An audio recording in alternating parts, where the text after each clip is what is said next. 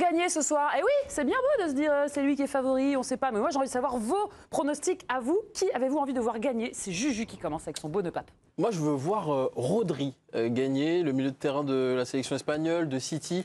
Alors, sa saison dernière avec City, elle a été moins aboutie que la précédente, mais je le trouve tellement important dans le jeu, à la fois de l'Aurora, dans le jeu de City, que j'aimerais valoriser un petit peu ce profil de joueur qui n'est pas assez mis en avant à mon goût. Et c'est un joueur qui est devenu tellement clutch, tellement décisif dans les moments chauds, que voilà, j'aimerais que ce ballon d'or aille dans les bras, dans les mains de Rodri. Je crois que Pierre-Étienne Minozio, c'était ton choix aussi. Exactement. Alors pour compléter tes arguments, on peut rajouter qu'il n'a pas perdu en championnat depuis février 2023. C'est délirant. Ça compte pas dans les critères, ça. Hein. Oui, j'ai bien lu le mode d'emploi. Statistiquement, c'est dingue. Les rares fois où l'Espagne ou City perd, c'est quand il n'est pas là. C'est incroyable. Et j'ajouterais juste un tout petit truc, c'est que s'il gagne, il a un grand entretien. Et ce sera pour toi. Non, pas du tout. J'aimerais bien. Et ça serait l'occasion qu'ils disent vraiment, ce qui est quand même un débat très important en ce moment, sur le fait que les joueurs jouent trop. Et ça serait une super plateforme pour lui, pour expliquer quelque chose qui me semble fondamental en ce moment. On sent que le foot prend un tournant assez dangereux. Il y a de plus en plus de matchs en Ligue des Champions. Il y a cette compétition dont personne ne veut à la fin de saison. Il y a de plus en plus de joueurs qui avouent des fatigues mentales et physiques. Et pourquoi tu l'attends lui en particulier plus Parce que lui s'est déjà exprimé sur le sujet et qui vient de se prendre les croisés. Ah oui, exact. Et donc oui. en fait, je veux dire... Pour qu'il en remette une couche, quoi. Qu'il en remette une couche et qui, en tant que ballon d'or, peut-être que pour une fois, la parole des joueurs pourrait être entendue sur ce sujet précis. En termes de palmarès, Rodri, donc champion d'Europe. Ouais, et aussi 4e victoire d'affilée en Première Ligue, ce qui n'a jamais été fait. Et c'était le meilleur joueur de la compétition du dernier championnat d'Europe. Alors c'était un collectif magnifique, l'Espagne, mais magnifié aussi par Lamine Yamal ou encore Rodri. Donc sa saison c'est quoi? C'est l'Euro, la Première Ligue, Pierre-Étienne en a parlé, Coupe du Monde des clubs.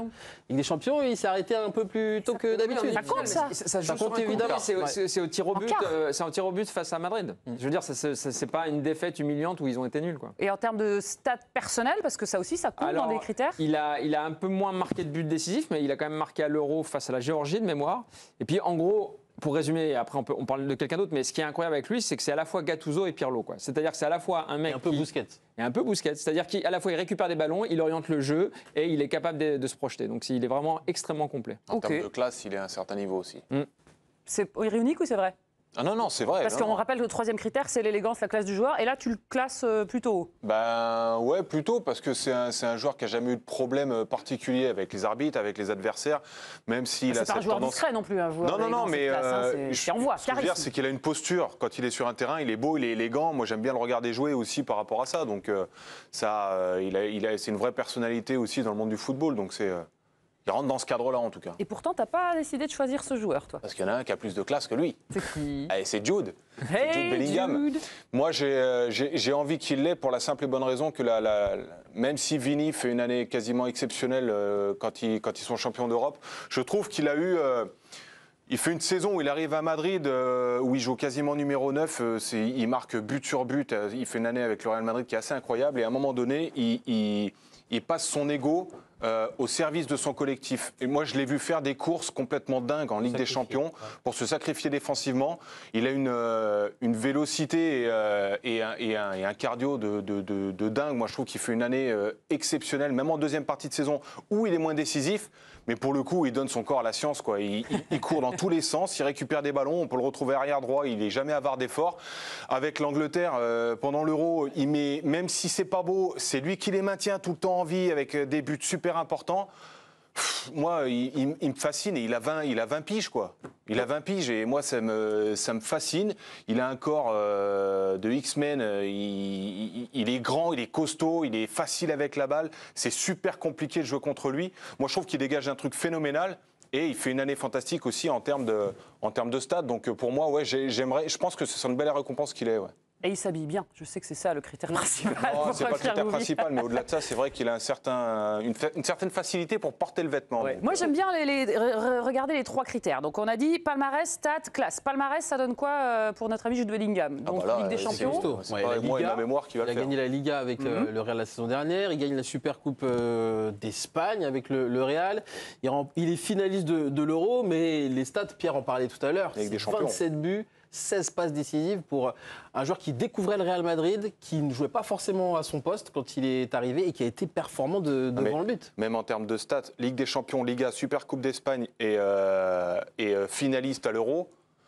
Franchement, ça pose le bonhomme quand même, mine de rien. S'il le gagne, ce sera loin d'être une escroquerie. Pardon. Et le troisième critère, l'élégance, la classe. Toi, on a compris que tu étais séduit. Du côté des autres, vous pensez qu'il le mérite aussi? Alors, j'aurais juste une petite réserve, c'est que pendant l'Euro, en fait, c'est très paradoxal parce qu'il a marqué des buts importants, mais il a souvent, malheureusement, je pense qu'il était très très fatigué, il a disparu. Ah bon? Ah ouais, pendant Très mal entouré aussi, matchs. Pierre-Etienne. Ouais, mais Tout le monde, il n'y a personne qui était bon. Et hors des terrains, en fait, il était très attendu parce qu'il a été nommé parmi les leaders, dans le groupe des leaders, malgré sa jeunesse. Mais par exemple, il n'a jamais pris ses responsabilités devant les médias. Et quand en sélection, c'est pas anecdotique en fait. C'est-à-dire qu'à un moment, ça tanguait pas mal pour l'Angleterre et lui, c'est un petit peu caché à ce moment-là. Donc un petit manque peut-être d'épaule et de notion de leadership. Oui, bah, au moins pendant l'Euro. C'est son point de vue, c'est pas forcément le mien. Bien sûr, mais après, il reste très jeune aussi. C'est quand même un domaine où il peut progresser. Juste, il y avait une stat qui m'avait frappé, c'était le nombre de kilomètres qu'il avait parcouru lors du match retour contre City. Je me demande si c'était pas 14 ou 15. C'est n'importe quoi. Incroyable, incroyable. Et effectivement, pour le coup, en termes d'investissement, c'était assez incroyable. Tidiane, je sais que c'est pas ton choix, mais ton regard sur le choix de Bellingham. Bah, je trouverais à la limite peut-être le choix Rodri plus légitime parce que Rodri, en fait, il est une espèce d'incarnation d'une équipe d'Espagne qui nous a un peu réconciliés avec le foot cet été. Moi, j'estime qu'il n'était pas le meilleur joueur de la Roja pendant cet Euro. J'ai trouvé Fabian Ruiz meilleur, j'ai trouvé Nico Williams meilleur, j'ai même trouvé Carvajal meilleur. Mais celui qui est un petit peu le général de cette équipe, celui qui incarne la philosophie espagnole, ça reste Rodri parce que c'est la clé de voûte, parce que c'est celui qui oriente le jeu, parce qu'il représente ce football technique, ce football de passe courte, ce football de mouvement. Donc pour moi, ce sera un ballon d'or un petit peu symbole parce qu'effectivement, je trouvais que son année 2023 était beaucoup plus impressionnante sur le plan individuel. Et parce que justement, les critères, c'est désormais d'abord les performances individuelles, moi je trouverais ça quand même particulièrement injuste que Vinicius ne l'ait pas. Parce que dans une saison où le Real Madrid gagne à peu près tous les titres possibles et imaginables, où lui a justement été un petit peu le chef de file de cette équipe, avec un statut qui a quand même énormément évolué sur les 3-4 dernières années. C'est-à-dire qu'il faut voir quand même, dans l'aspect de storytelling que tu évoquais tout à l'heure, Pierre-Etienne, ce qu'est l'histoire de Vinicius pour arriver à ce niveau-là.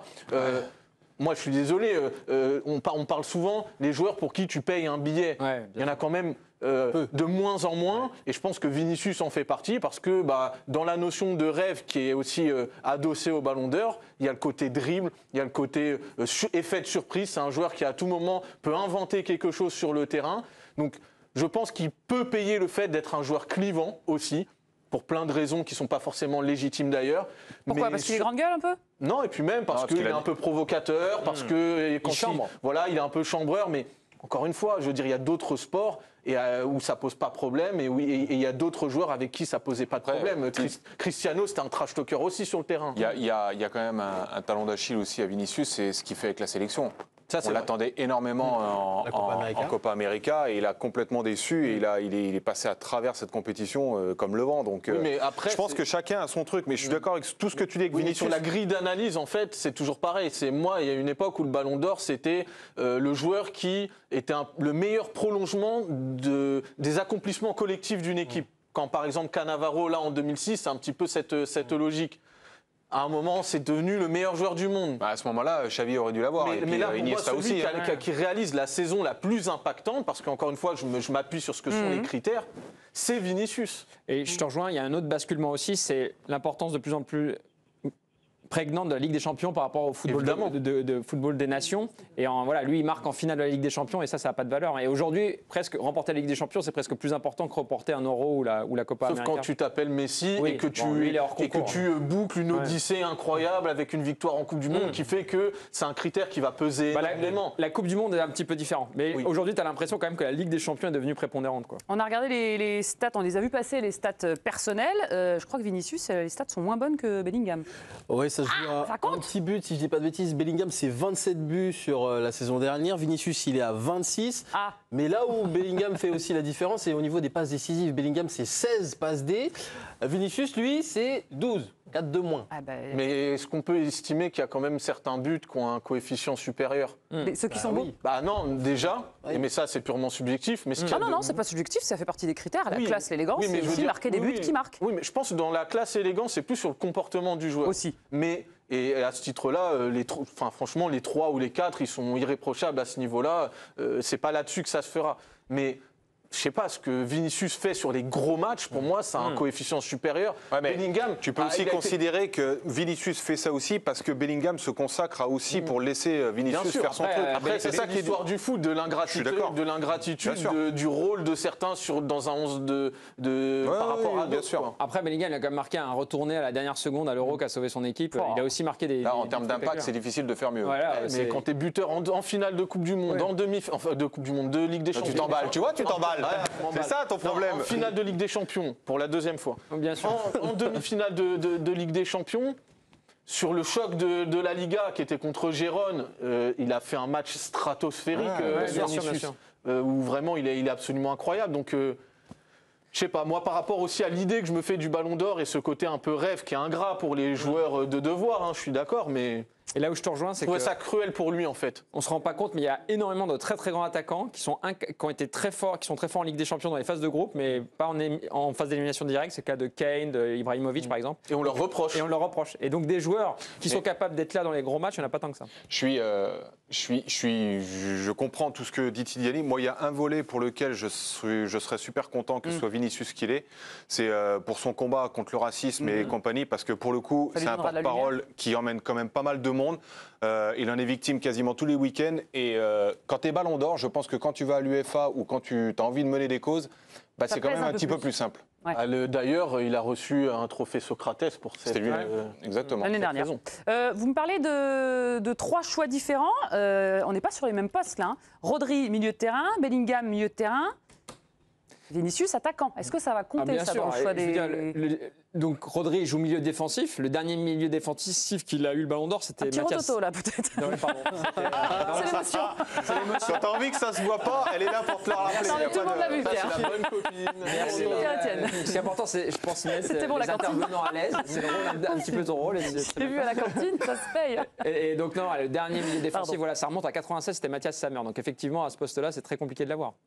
Ouais, le fait qu'il soit attaquant va peut-être plus peser en sa faveur à Vinicius que Bellingham. Le problème, enfin, moi je considère que c'est un problème parce qu'on en vient à se demander pourquoi c'est pas le meilleur buteur qui, à un moment donné, c'était. Il y a même un sur trophée cette pour le traîne-là. meilleur buteur. Hein, Non, c'est mais pas pareil. je sais, mais à l'époque où il y a eu Messi et Ronaldo, on se disait il le mérite plus parce qu'il a marqué plus de buts, parce que les deux étaient difficilement mesurables. Donc moi j'ai un problème avec ça. Maintenant, je trouve que l'élégance à la Pirlo et ses anciens joueurs, les Guti, les Iniesta et compagnie, qui faisaient aussi des différences fantastiques et qui n'ont pas eu ce Ballon d'Or, ça devrait être plus mérité, mais je pense que c'est difficile pour les journalistes et tous ceux qui votent d'essayer de mettre en lumière ce genre de truc, parce que évidemment, et c'est humain, quand tu regardes un match de foot, celui qui te fait lever de ton canapé et avoir des émotions, c'est celui qui fait le dernier geste et qui termine. Donc, Et dans l'esprit de beaucoup, c'est le plus dur à faire. ouais, bien sûr. Marquer le but dans ce sport, c'est quand même ce qui change un petit peu quand même la face de tout. Et c'est vrai que les défenseurs, c'est parfois un peu ingrat pour eux, à tel point qu'on s'est même posé la question de savoir s'il fallait même créer un Ballon d'Or pour eux. trophée par ligne. poste, ouais. Le trophée Beckenbauer. Ils ont commencé à le faire pour les gardiens, parce qu'ils se sont dit de toute façon... Un gardien l'aura jamais. On l'a pas en fait. En vrai, on va y arriver. Hein. Bon, alors on y va, arriver. puisqu'on vous allez aller sur les postes. Le défenseur, parce que moi, c'est mon choix. Personne ne me demande. Mais moi, j'ai un choix. Mais Carvajal, mais depuis la finale, je me dis, mais c'est le seul mec. J'ai regardé. C'est le mec qui a tout gagné, qui est impactant, qui marque en finale d'Euro, qui est capitaine de Ligue des Champions, pardon.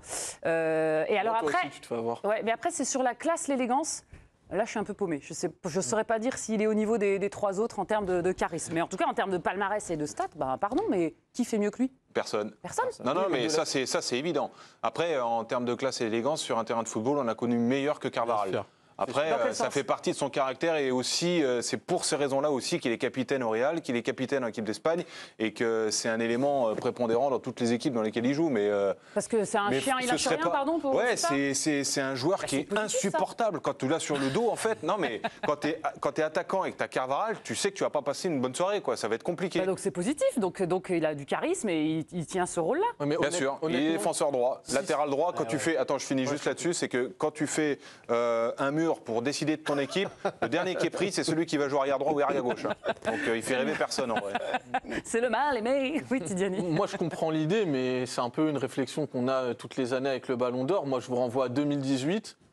On s'est dit, dans ces cas-là, non, mais dans ces cas-là, donnez-le à Varane. Modric. C'est Modric qui l'a eu. Modric qui est donc finaliste de Coupe du Monde et vainqueur de la Ligue des Champions. Varane, lui, gagne les deux.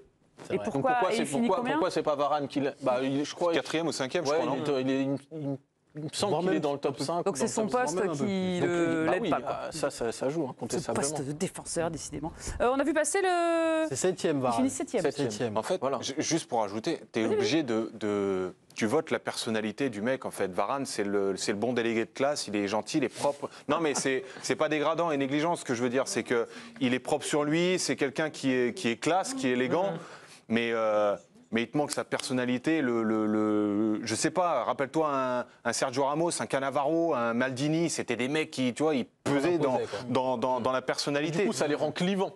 Ouais, non, mais bien sûr. Dans le clivage, il y a ceux qui sont favorables et il y a ceux qui sont défavorables. Et à la limite, ça, c'est aussi un paramètre peut-être qui peut être mais on parle de favorable toi. à Vinicius parce qu'il y a des gens qui ne le supportent pas.